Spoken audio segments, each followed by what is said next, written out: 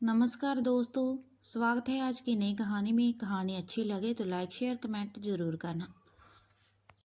बधाई हो भैया, हमारी बिटिया अंजलि ने तो पूरे देश में आपका नाम रोशन कर दिया।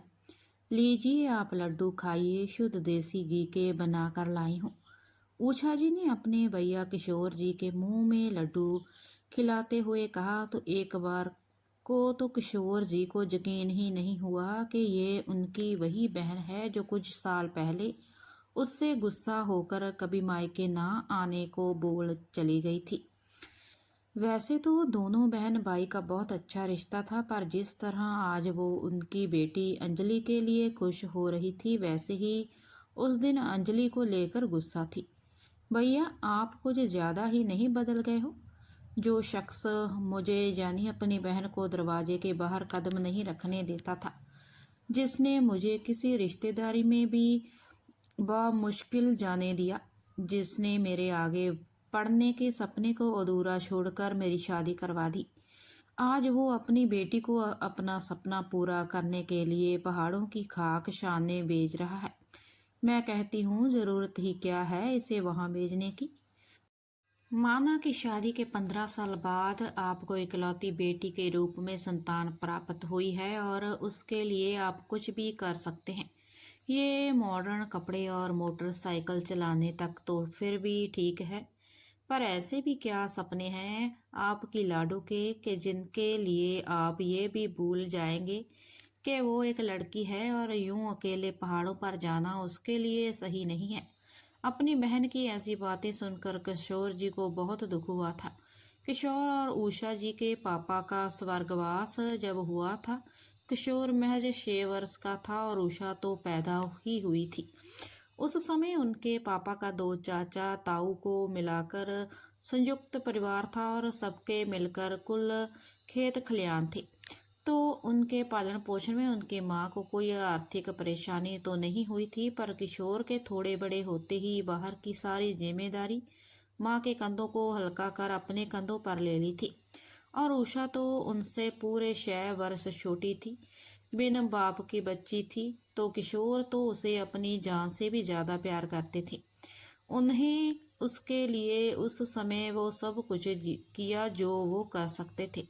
उस समय लड़कियों को ज़्यादा पढ़ाया लिखाया नहीं जाता था, फिर भी उन्होंने अपनी पूरे परिवार के खिलाफ जाकर उषा को 10वीं पास करवाया था।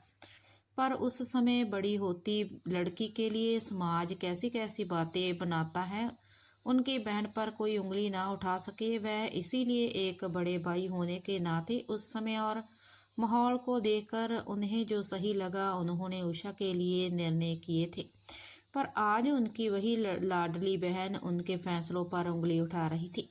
किशोर जी को इस बात को लेकर बहुत दुख और थोड़ा गुस्सा भी आ रहा था, पर फिर भी उन्होंने सम सहमति तरीके से अपनी बहन को समझाने की कोशिश की थी। देखो उषा, जब तुम बड़ी हुई थी तो हमारे इस छोटे से कस्बे का माहौल कैसा था? उस समय कोई लड़की घर से बाहर नहीं निकलती थी, फिर भी मैंने तुम्हें अपनी जिम्मेवारी पर स्कूल भेजा था। तुम ही बताओ, तुम्हारी कौन सी सहेली उतना पढ़ी है जितना तुम पढ़ी हो? तो जब मैंने तुम्हारे लिए इतना कुछ किया था, तो अब तो जमाना कितना बदल गया है, तो मैं अपनी बेटी को क्यों उसके सपने पूरे ना करने दूं? हूँ भेजो, मुझे क्या, एक दिन तुम्हारी नाक कटवा दे ये लड़की तो कहना। देखना एक दिन तुम खुद अपनी गलती मानोगे, पर तब तक बहुत देर हो चुकी होगी। मैं तो तुम्हारा भला ही चाह रही थी, इसीलिए समझा रही थी कि ज़माना बदल गया है, तो बेटी को डॉक्टर बना दो, मास्टर बना दो, ज़्यादा है तो इंजीनियर बना दो, पर यूं लड़कों की तरह पहाड़ों पर चढ़ने तो मत भेजो। पर जब तुम्हें मेरी बात सुननी ही नहीं है तो मैं क्या कर सकती हूँ? और अब से यहाँ आकर भी क्या करूँगी? तुम सब करो अपने मन की। कहते हुए उषा अपना सामान समेटने लगी थी। उन्हें उम्मीद थी कि उनके जाने के नाम से किशोर की पत्नी और किशोर अपना फैसला बदलकर उसे जरूर रोक लेंगे, पर किशोर जी ने उन्हें नहीं रोका था, क्योंकि बात अगर उनकी होती तो शायद वो अपने सपनों से समझौता कर भी लेते, पर अपनी बेटी के सपनों को वो अधूरा नहीं छोड़ सकते थे।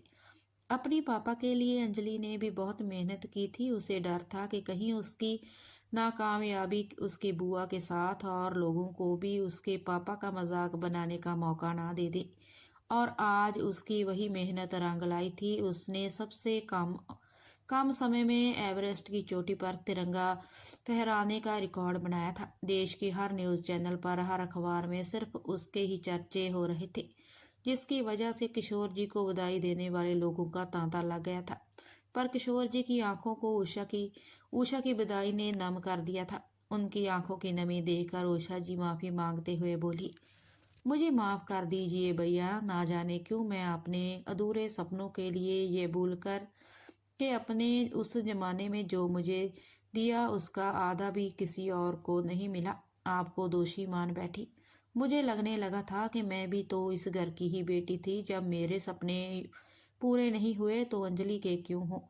पर आज जब अंजलि ने अपना नाम रोशन किया तो एहसास हुआ कि कितनी गलत थी मैं।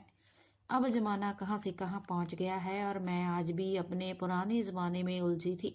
पर अब मैं आज से बल्कि अभी से यह कसम लेती हूँ कि अब मेरी बेटियाँ भी जो करना चाहेंगी मैं उन्हें वही करने दूंगी। कोई लड़का लड़की का भेद नहीं करूँगी। इसी बात पर शुद्ध देसी घी का लड्डू एक और खिलाओ उषा। आखिर बेटी के साथ साथ मेरी बहन ने भी तो अपने विचारों को बदलने की लड़ाई जीती है। हाँ हाँ, लो भैया, सारे आपके लिए ही तो हैं। कहते हुए उषा जी किशोर के गले लग गई और किशोर जी ने अपनी प्यारी बहन के माथे को प्यार से चूम लिया।